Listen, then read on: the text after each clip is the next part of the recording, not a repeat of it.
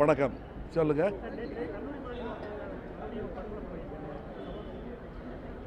ரொம்ப ரொம்ப அதாவது இதயத்தை உலுக்குகிறது, பதட்டமாக இருக்கு அப்படிங்கிறதெல்லாம் விட அதிகமாக கோபம் வருதுங்க. ஏன்னா இன்னும் அதிகரிக்க வேண்டிய ஒரு பாதுகாப்பை இன்னும் குறைத்து கொண்டு வருவது மாதிரி ஒரு உணர்வு வருகிறது. என்ன வேலை நடந்தாலும் மக்களுக்கு மிஞ்சிய வேலை ஒன்றும் முக்கியமான வேலை இல்லை. அது வந்து தயவு செய்து காவல்துறையை அரசு ஏவல் துறையாக உபயோகிக்கக்கூடாது என்பது தான் எங்களுடைய வேண்டுகோள். ஏன்னா எப்படியும் அவங்க வந்து நேர்மையான தேர்தல் செய்ய போகிறதில்ல. அப்படி இருக்கும்போது மக்களாவது ஒரு பாதுகாப்பான வாழ்க்கையை அனுபவிக்கலாமே. காவல்துறையை அவங்க விட்டால் சரியாக வேலை செய்யக்கூடியவங்க தான் இதுக்கு முன்னாடி பார்த்துருக்கணும்.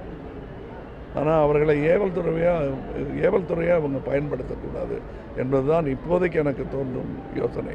மற்றபடி சமுதாய மாற்றங்கள், திருத்தங்கள் செய்ய வேண்டியது நிறைய இருக்குது. அது நம்ம வேலை, அதை நம்ம பார்த்துக்கலாம்.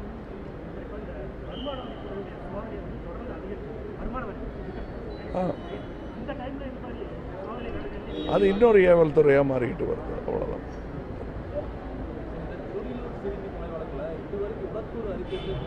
எதுக்கு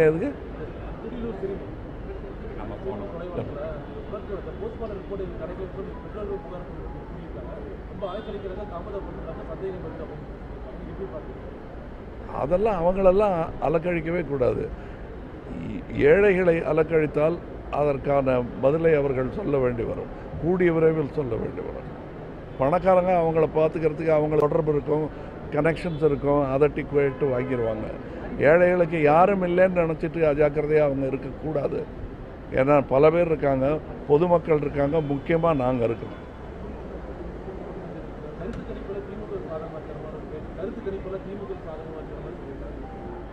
அதாவது பல தொலைக்காட்சிகள் ஒவ்வொரு கட்சிக்கு சொந்தமாக இருக்குங்க. அதில் நீங்கள் நடுநிலைமையை நம்ம எதிர்பார்க்கிறது தவறு. கருத்து கணிப்புகள்ங்கிறது வந்து அவங்களுடைய மனதை தேற்றிக்கொள்வதற்காக வைக்கும் கருத்து கணிப்பு. ஒரு சில நேர்மையான கருத்து கணிப்பில் எங்கள் பெயர் இடம்பெறுவதை நீங்கள் பார்த்திருப்பீர்கள். நன்றி. அந்த கருத்து கணிப்பெல்லாம் நான் சொல்லலை. எங்களுடைய ஆசை வந்து மக்கள்கிட்ட இன்னும் நெருங்கி வரணும், வேகமாக வரணும் என்பது தான்.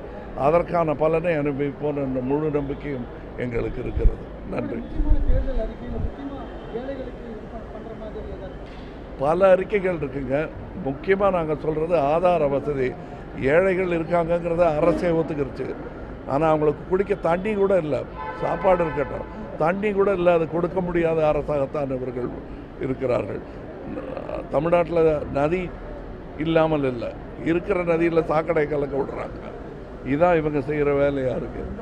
அதிலிருந்து ஆரம்பித்து ஒரு 50 லட்சம் பேருக்கு எங்களுக்கு கொடுக்கப்படும் 5 வருடத்தில் நாங்கள் செய்து காட்டுவோம் என்ற உறுதிமொழி உள்பட தவிர, அதையும் விட முக்கியமான ஒரு விஷயமாக நான் கருதுவது, எங்கள் எம்பிக்களில், எங்கள் வேட்பாளர்களில் யாரேனும் நாங்கள் கொடுத்த வாக்குறுதிக்கு நிகராக உழைப்பை காட்டவில்லை என்ற ஒரு குற்றச்சாட்டை ஆதாரத்துடன் எடுத்து வைக்க முடிந்தால் அதை நாங்கள் பரிசீலித்து நியாயம் இருக்கும் பட்சத்தில் அந்த குறிப்பிட்ட வேட்பாளரின் ராஜினாமாவை அவங்களுக்கு அனுப்பி வைக்கிறோன்னே சொல்லியிருக்கோம்.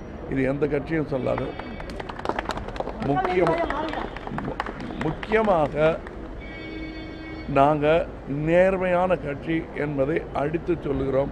நீங்கள் உங்களுடைய ஊடகங்கள்லாம் இருக்காங்க, நாங்கள் நேர்மையானவர்கள் தானா என்று சோதித்து பாருங்கள். உங்கள் அக்னி பரீட்சை எல்லாம் ஜெயிக்கக்கூடிய பலம் எங்களுக்கு இருக்கிறது. ஓரிருவர் தவறு செய்தால் அதை தண்டிப்போம் என்ற நம்பிக்கையும் எங்களுக்கு உள்ளது. இது மாதிரி சொல்லக்கூடிய கட்சி தமிழகத்தில் வேறு எங்கும் இல்லை. நன்றி, வணக்கம்.